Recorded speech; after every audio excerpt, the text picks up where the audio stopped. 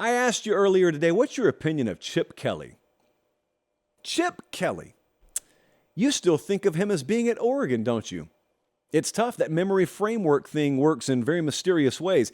This was like the anti-Jimbo Fisher segment. This is the anti-Dabo Swinney segment. When I asked you your opinion on Jimbo and Dabo, you guys went all different sorts of ways. Some of you loved them. Some of you couldn't stand them. You either had tactical reasons or you had personal reasons. With Chip Kelly, there was pretty broad agreement.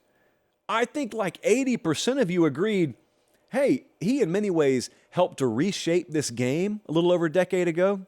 He's consistently been ahead of the curve, and not just stuff that you see. Nutrition, practice habits, sort of the neck up aspect of college football. A lot of the stuff that pretty much every program does now. Chip Kelly was kind of at the forefront of that. He tried a lot of it in the NFL, and not surprisingly, professional athletes push back on it a little bit more than college athletes can.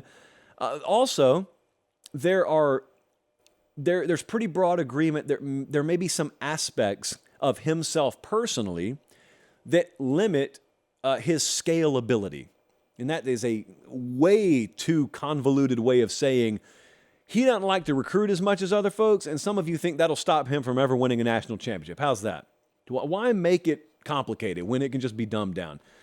The disagreement about Chip Kelly, when it came to you guys going back and forth and me participating with you, was a lot more nuanced than Jimbo. It was a lot more nuanced than Lincoln Riley or not Nick Saban, we hadn't done him, but Dabo Swinney. Pretty much everyone looked at Chip Kelly, and still does, as a phenomenal play caller. And I was talking to some folks behind the scenes in the industry today to kind of pick their brain, get their viewpoint of it. There's not a person worth their salt out there that questions him as an offensive mind, even today. Like some folks say the game has passed him by. Really? Well, that scoreboard is not aware of that. I saw him in person twice last year. They're fine, and he's fine there. Staffing a defense is a completely different issue. And if there's something that's going to hold him back even more so maybe than just raw talent acquisition, their defense hasn't been good enough in his time at UCLA. I still think it may not be good enough, but they just went and hired a new defensive coordinator from the Ravens, about 33 years old, I think, Jesse. He's never called plays, so I'm not sure what to expect there. But when it comes to strengths and weaknesses, everyone's got them. Some are more pronounced than others. But if you told me, hey, you can adjust one thing about Chip Kelly to make him like a slam dunk championship caliber head coach year in and year out, it actually wouldn't start at recruiting for me for reasons I'm about to talk about in a second. I just wish that I could press a button and give Chip Kelly a top 15 defensive support staff. If I could do that, that guy would be the favorite in the Pac-12 this year. I know some of you don't believe that, but I'm right about it. Because they got a good enough quarterback coming in the door. That's as deep a team as he's had at UCLA. If they had a top 15, don't even need top 3 or 4, top 15, top 20-ish defensive staff, totally different ballgame. Everyone on the West Coast knows it. But there are others amongst you who went the personal route.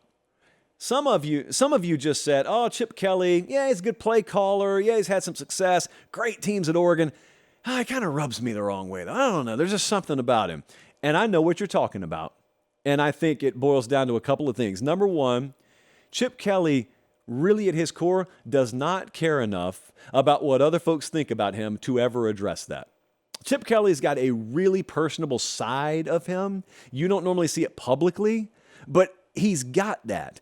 He just doesn't care what other people think enough to try and showcase it. Like Chip Kelly does not get on the phone at night with his agent or a publicist and say, all right, what's my Q rating today? What do I need to do image-wise? Which shows do I need to go on? Which appearances do I need to make?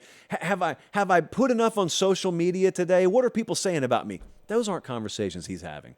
He just doesn't care enough. If he did care, Chip Kelly could just overhaul his public image over the span of 12 months. He just doesn't care about it enough. And also, I think some of you have also seen him be kind of short with the media, and I think you've seen him be pretty dry, and you've taken that to mean, got to be a jerk. Here's an exercise I wish we could do. I wish I could take 50 of you, just random drawing, whoever wants to participate. I want to take 50 of you, and I want you to do what you do for a living. So I used FedEx the other day. We'll use UPS today. You drive a UPS route in downtown Nashville, Tennessee. You don't have to come be a head coach. Just drive your route. Then I want to take a football coach. I want to take Chip Kelly, actually. And I want you to have a press conference at the end of the day. And I want you to explain to him why you went down Commerce Street instead of just getting on 24 and looping around. And I want you to look at him and smile, even though he knows nothing about what he's talking about. And you drive that same route every day, and you know right down to the second how precision-based that timing can be and how to squeeze every second out of that morning and afternoon. You have forgotten 10 times more about that route than he'll ever know, but he's there questioning you, knowing nothing. His power is he happens to have a microphone in his hand. How would you look at him? And then ask yourself, if you did it every day for multiple years, how would you look at him? And the answer is, you'd look at Chip Kelly the exact same way he looks at the media. Scratch that. You would be far bigger a jerk to Chip Kelly than he's ever been to the media. And that goes for pretty much everyone in pretty much every line of work, especially when you achieve at a high level, and then people ask you questions who, relatively speaking, know nothing about what you're doing. How would you act? You'd look exactly like Chip Kelly, or worse, is my point. It would be the most fun exercise because I think a lot of folks would walk away from it saying, I get it now. I get why these guys are the way they are. This is not to demonize media. That's my business. That's my industry. You'll notice when I ask coaches questions, they sound a lot different than the normal questions they get. I know my lane. I know where those guys could make me look like a fool if they wanted to. I do a good enough job making myself look like that. I don't need them to do it for me. But those are really the only two areas. Like if Chip Kelly just wanted to, I think Chip Kelly could make himself more affable and outgoing and fun-loving, or at least he could portray that image. Some folks can fake it and make it.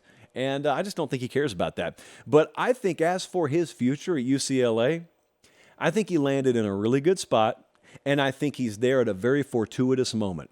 Remember, when he came back to the college game, it wasn't just UCLA. Florida was in the mix too.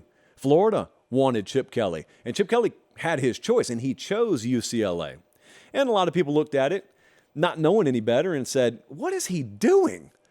And Chip Kelly looked at it and said, if he went to Florida, what would he be doing? Like, Chip Kelly is not a guy who loves to live on the road recruiting. Chip Kelly is not a guy who is necessarily fond of backslapping with a dozen donors per day. It's just not his vibe, and that's okay. And if it's not his vibe, UCLA is the job for him. But when people look at UCLA, or for that matter, a number of jobs on the West Coast, you look at building a permanently lower ceiling on top of your head than is possible to reach a national championship. With good reason. That's what history has taught us. You're not going to win a national championship in football at UCLA. Well, I'm not necessarily saying something is about to change that cataclysmically to all of a sudden make that possible. I am saying Chip Kelly's in the right place at the right time at UCLA because, as I've said for a while, I feel like the sport's kind of coming to him a little bit. Kelly's not about to have UCLA landing top 5 in high school recruiting for obvious reasons. But I'll tell you what he can do. Same thing I said about Stoops at Kentucky a little while ago. What they can do the second time around, and they've been successful at it, they can go the second time around through the portal, and they can say, okay, 2 years ago, we weren't even in your top 5. Now you've gotten that out of your system, and you don't need to take a photo shoot with a bunch of $300,000 cars, and we don't need to put your name on a cake and put it in your dorm room, and you don't need the bells and whistles. You're down to business now. You're a multi-year college football player. You understand what you want. You understand how pivotal development is. You want a 40-year lifestyle instead of a 4-year lifestyle. We're the place to develop you, and you're also going to get a world-class degree from UCLA. What do you say? That approach right there is nuts and bolts. It's bare bones, but that's going to work a whole lot more in portal than it is in traditional recruiting.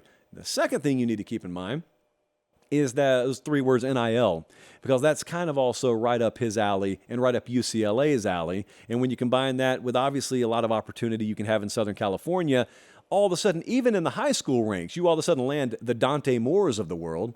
And it's no small thing to pitch yourself as the fact that I'm Chip Kelly. Here are the guys I have coached and developed in the past.